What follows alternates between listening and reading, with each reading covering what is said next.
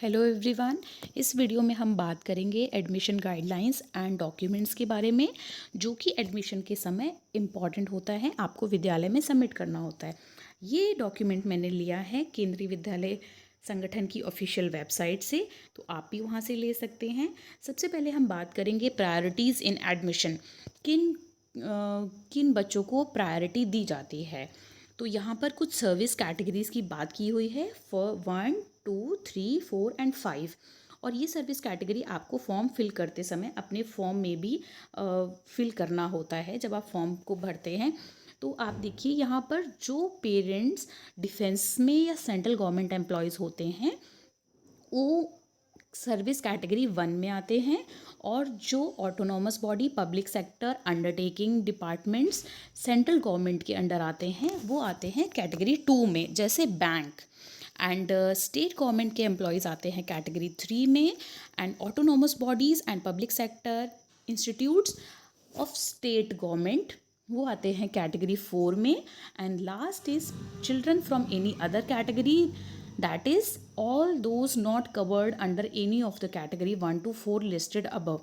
वो बच्चे जिनके पेरेंट्स ऊपर 1 से लेकर 4 जो लिस्ट दी गई है डिपार्टमेंट्स की उनमें नहीं आते हैं, जैसे प्राइवेट सेक्टर, बिजनेस या एनी अदर वर्क, वो आएंगे कैटेगरी 5 में। तो ये कैटेगरीज आपको बहुत ही ध्यान से फिल करना है जब आप फॉर्म अप्लाई करते हैं, अदरवाइज़ आपका फॉर्म रिजेक्ट हो सकता है। एंड इसके बाद हम बात करेंगे डॉक्यूमेंट्स के बारे में। डॉक्यूमेंट्स के लिए आप सबसे पहले यहाँ पर आप देखिए एज। तो ये एज क्राइटेरियाज दिए गए हैं।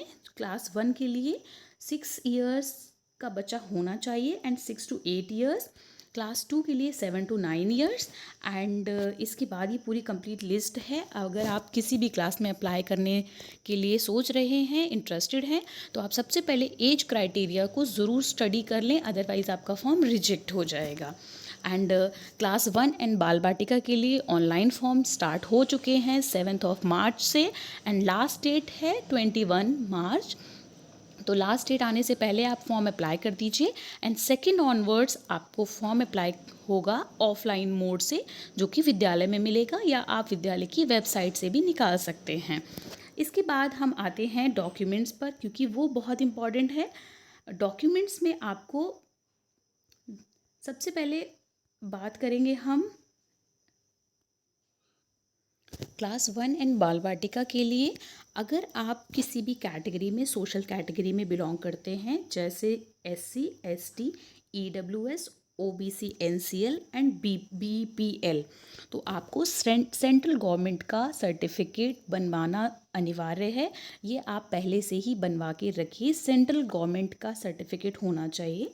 इसके बाद आप अगर आपका बच्चा स्पेशल नीड का है तो वो सर्टिफिकेट भी आपको CMO या सिविल सर्जन से जनरेटेड होना चाहिए, वो सर्टिफिकेट जो कि आपको विद्यालय में सबमिट करना होगा।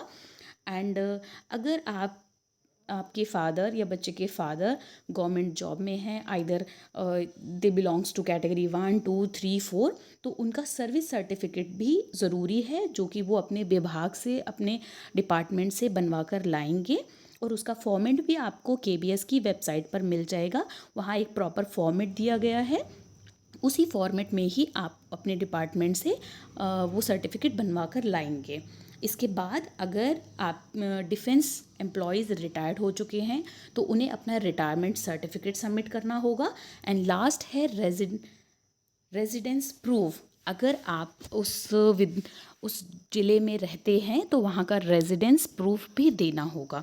तो ये सभी डॉक्यूमेंट्स इम्पॉर्टेंट हैं आपको फॉर्म अप्लाई करने के लिए। इसके अलावा आपको ब्लड ग्रुप की रिपोर्ट, बच्चे का ब्लड ग्रुप एंड उसका आधार कार्ड, मदर फादर के आधार कार्ड, ये सभी डॉक्यूमेंट्स आप बनवा कर रखिए। जब भी अगर आपके बच्चे का नाम लिस्ट में आता है, आपके पास विद्यालय से कॉल किया जाएगा, और अगर कॉल आता है तो आपको ये सभी डॉक्यूमेंट्स की फ़ोटोकॉपी एंड ओरिजिनल कॉपी आपको वहाँ वेरिफिकेशन के लिए दिखाने के लिए ले जाना होगा।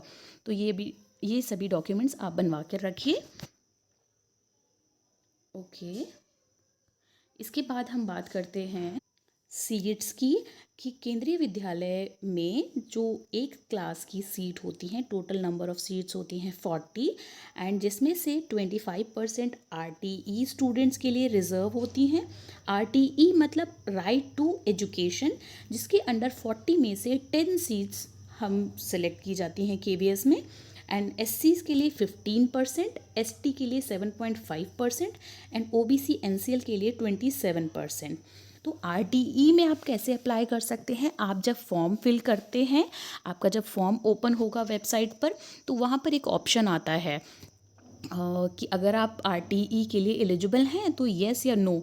तो आप तभी उस ऑप्शन को येस करें यदि आपका घर विद्यालय से 8 किलोमीटर की दूरी के अंदर है। अगर आपका घर विद्यालय से, स्कूल से 8 किलोमीटर की दूरी से ज़्यादा है तो आप उस ऑप्शन को टिक ना करें, अदरवाइज़ आपका फॉर्म रॉन्ग माना जाएगा। आप RTE कैटेगरी में एडमिशन नहीं ले पाएंगे। तो अगर इस पॉइंट को लेकर अगर आपका कोई कन्फ्यूजन है तो आप विद्यालय में जाकर इस चीज़ को क्लियर कर सकते हैं। फॉर्म भरने के बाद कोई भी मिस्टेक होने पर आपका फॉर्म रिजेक्ट किया जा सकता है, इसलिए फॉर्म को बहुत ही ध्यान से फिल करना है। आई होप ये सभी पॉइंट्स आपको क्लियर हो गए होंगे। एंड अदर किसी क्वेरी के लिए आप कमेंट बॉक्स में पूछ सकते हैं, या आप इस PDF को नीचे दिए गए लिंक से डाउनलोड कर सकते हैं। Thank you.